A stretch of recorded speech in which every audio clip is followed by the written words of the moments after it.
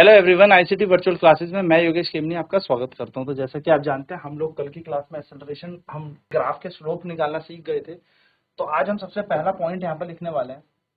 Note में लिख लो या कुछ भी लिख लो। सबसे पहले बात करेंगे हम डिस्प्लेसमेंट टाइम ग्राफ की। डिस्प्लेसमेंट टाइम ग्राफ, जिसको हम लोग पोजीशन टाइम ग्राफ भी कहते हैं। ठीक है, तो क्या बन जाएगा? विस्थापन समय ग्राफ की हम बात करेंगे। तो नोट लिखेंगे यहाँ पर, एक प्यारा सा छोटा सा नोट ये है कि जो अगर हमारे पास डिस्प्लेसमेंट हो और इधर की तरफ हमारा टाइम हो, डिस्प्लेसमेंट हो और टाइम हो, तो डिस्प्लेसमेंट टाइम ग्राफ का जो स्लोप होता है, यानी कि जो प्रवणता होती है, ये प्रवणता, ये स्लोप हमें क्या बताती है? ये प्रवणता, ये स्लोप हमें वेलोसिटी देती है। क्या देती है? वेलोसिटी। क्या देगी? वेलोसिटी, यानी कि वेग देती है। ठीक, अब इसको कैलकुलेट कैसे किया जाएगा, जरा ध्यान से देखें। तो वेलोसिटी को हम कैसे कैलकुलेट कर सकते हैं?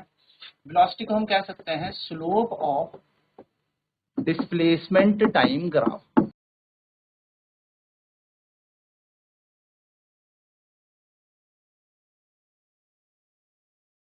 यानी कि जो वेग होता है वो क्या हो जाएगा? विस्थापन समय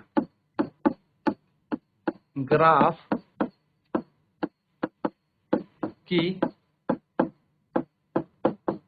प्रवणता हो जाएगी। ठीक है, विस्थापन समय ग्राफ की प्रवणता यानी कि v बराबर हो जाएगा ds अपॉन dt, जैसा हमने पढ़ा भी था। और ये कैसे निकाला जा सकता है? S2, या मैं इसको आपको कह सकता हूं, इसको निकालने के लिए हमारा तरीका होता है y2 minus y1 upon x2 minus x1, है ना। इस तरीके से हम इसको यहाँ पर निकाल सकते हैं। अब आप बोलेंगे सर यहाँ पर y लिखा है, यहाँ पर t लिखा है, तो आप अगर ध्यान से देखेंगे ना, तो ये क्या होगा? बेसिकली हमारे पास y जो होगा वो डिस्प्लेसमेंट होगा और x जो होगा वो टाइम है ना। x एक्सिस टाइम के साथ जा रही है, आप देखेंगे यहाँ पर, तो देखो x एक्सिस टाइम के साथ जा रही है, ये x अक्ष है और ये y अक्ष है। तो y विस्थापन के साथ जा रही है, तो हम इसको यहाँ पर ये बोल सकते हैं इस तरीके से कि स्लोप निकालने का तरीका हमारा ये रहा। यह प्रवणता कैसे निकाली जाती है? तो प्रवणता निकालने का एक तरीका और है, वो होता है tan थीटा। तो विस्थापन समय ग्राफ में अगर आपसे कभी पूछ ले कि वेग बताओ, तो आपको प्रवणता ही निकालनी है, यानी कि डिस्प्लेसमेंट टाइम का ग्राफ आपको दे रखा होगा और डिस्प्लेसमेंट टाइम ग्राफ में आपसे वेलोसिटी पूछ लेता है, तो आपको हमेशा क्या निकालना है? स्लोप ही कैलकुलेट करनी है। चलिए नोट डाउन करेंगे, फिर इस पे एक प्रश्न करते हैं।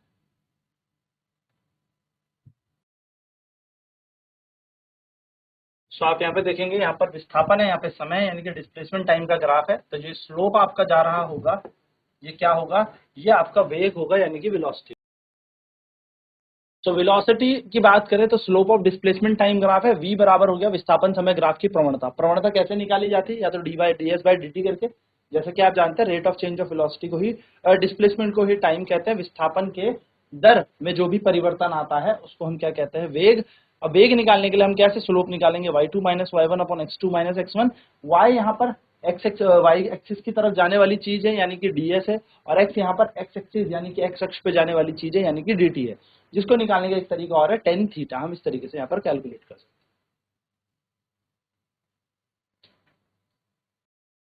तो यहाँ पे क्वेश्चन करते हैं, बहुत ही छोटा और बहुत ही सरल क्वेश्चन। क्वेश्चन है फाइंड द वेलोसिटी। वेग ज्ञात कीजिए, यानी कि वस्तु है, वस्तु का वेग ज्ञात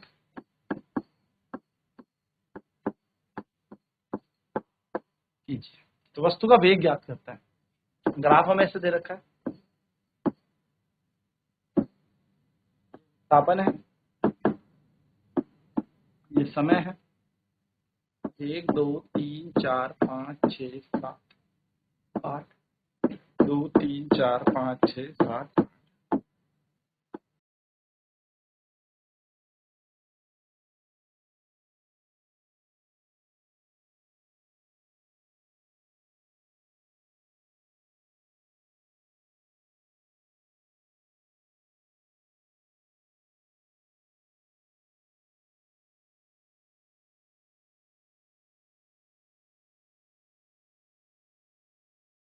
ये आपको बोला है वेग ज्ञात है। अब इस ग्राफ में आपको वेग ज्ञात करना है।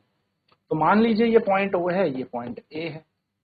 तो हमें क्या करना है, हमें निकालना है वेलोसिटी को। क्या निकालना है, वेलोसिटी, यानी कि वेग हमें निकालना है। और वेग कैसे निकलेगा, तो वेलोसिटी निकालनी है हमने O से लेके A तक। तो वेग कैसे निकाला जाएगा, तो वेग निकालने का तरीका क्या होगा, y2 minus y1 upon x2 minus x1। ये हमारा वेग निकालने का तरीका हो गया है ना। चलिए y2 क्या हो जाएगा, ये हमारे कोऑर्डिनेट होंगे x, y, x1, y1 0, 0 और ये कोऑर्डिनेट हो जाएंगे x2, y2, यानी कि यहाँ पर हम कहाँ पर गए x, तो x बराबर पहुंचे 5 और y बराबर पहुंचे हम 7। ठीक है, हमेशा x और y लिखा जाता है। तो y कितना है हमारे पास 7, x1 कितना, y1 कितना है 0, तो 7 माइनस 0 होगा 5 माइनस 0। यानी कि अगर हम वेग देखेंगे O से A तक का, तो ये निकलेगा 7/5। 7/5 का मतलब होता है 5 कम 5 बचा 1, 5 चक 20, 1.4 मीटर पर सेकंड यहाँ पर इसका वेग आ जाए। तो सिंपल सा क्वेश्चन है, इस तरीके से आपको वेग निकालना है। जल्दी से नोट करेंगे, फिर बढ़ते हैं इसके आगे कैसे और प्रश्न बन सकते हैं। चलिए अगले क्वेश्चन की तरफ बढ़ते हैं। अगला क्वेश्चन इसी तरीके से 1 2 3 4 5 ये चल रहा है समय, टाइम 1 2 3 4 5 6 7 ये चल रहा है विस्थापन। बस इस तरीके से, ठीक, ये आपके पास है, ये आपको एक ग्राफ दिखेगा। ठीक है, अब आपसे पूछा फाइंड वेलोसिटी, क्या बोला है, फाइंड वेलोसिटी, यानी कि वेग ज्ञात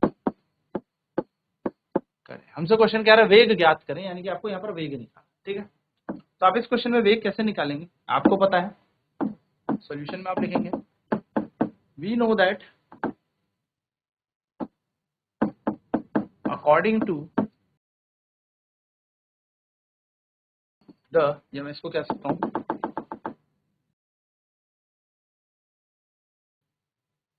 the slope of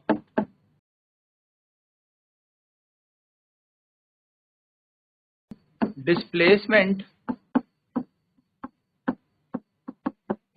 time graph gives velocity.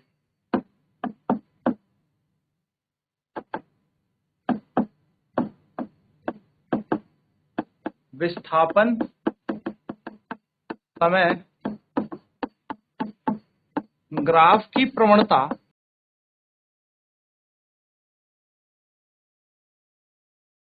वेग देती है। तो अगर हमें विस्थापन समय ग्राफ की प्रवणता वेग देती है, तो वेग बराबर क्या हो जाएगा, भाई प्रवणता निकालो y2 minus y1 upon x2 minus x1, या तो फिर tan थीटा से निकाल लो। तो चलिए y2 और y1 को ज्ञात कर लेते हैं इस ग्राफ से। तो जहां से आप चले वो होता है x1 और y1। तो x में आपका कितना है, x में आप 0, y में आप 4। जहां पर आप पहुंचे वो होता है x2 और y2। तो आप देखेंगे x में तो आप 5, लेकिन y में तो आप 4 पे ही हैं। तो इसको स्लोप को आप जैसे ही सॉल्व करेंगे तो क्या बन जाएगा, 0 माइनस 0 अपॉन 5 माइनस 4, जो कि सॉल्व करके आएगा 0। यानी कि यहाँ पर जो वेग है वो 0 है। यानी कि इस ग्राफ से क्या पता लगता है कि यदि विस्थापन और समय graph x axis y axis x axis के समांतर है, यानी कि अगर डिस्प्लेसमेंट टाइम ग्राफ में जो स्लोप है, if slope is parallel to x axis, then body will be at rest. क्या कह रहा है, यदि जो ये प्रवणता है ये इस x अक्ष के समांतर है तो वस्तु विराम अवस्था में है। तो यदि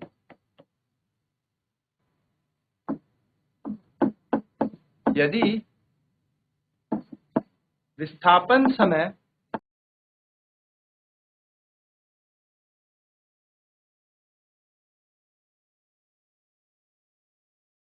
ग्राफ की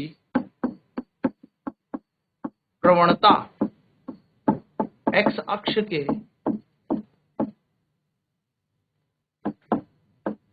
समांतर है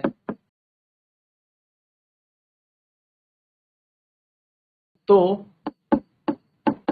वस्तु का वेग शून्य होगा,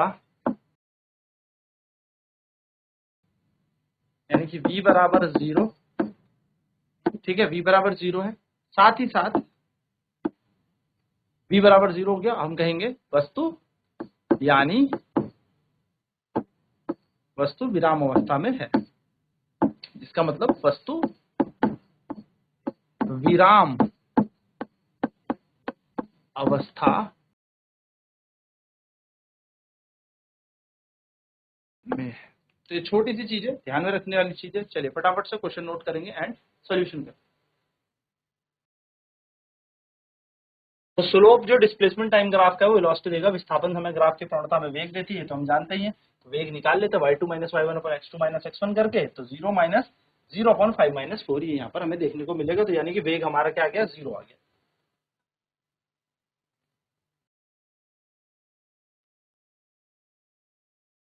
तो y2 - y1 x2 - x1 v बराबर हो जाएगा 0 - 0/5 - 4, v का मान आ गया 0।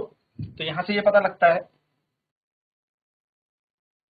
तो यहाँ से हमें क्या पता लगता है कि यदि विस्थापन और समय का ग्राफ हो, समय एक्स एक्सिस पे चल रहा हो और ये पैरेलल हो जाए एक्स एक्सिस के, यानी कि एक्स अक्ष के समांतर हो जाए विस्थापन समय ग्राफ, तो इसका मतलब क्या हो गया, 0। जैसे हमने यहाँ पे कैलकुलेट किया 0, तो क्वेश्चन के हिसाब से हम इस ग्राफ को समझ रहे हैं। ठीक है, तो ऐसा कोई ग्राफ दिखेगा, बस याद रखना विस्थापन और समय का होना चाहिए। अब इसको ऐसे समझो तो वस्तु वहीं की वहीं पे तो है, समय तो बढ़ता गया, लेकिन वो 4 मीटर पे, तो 4 की 4 पे ही खड़ी है।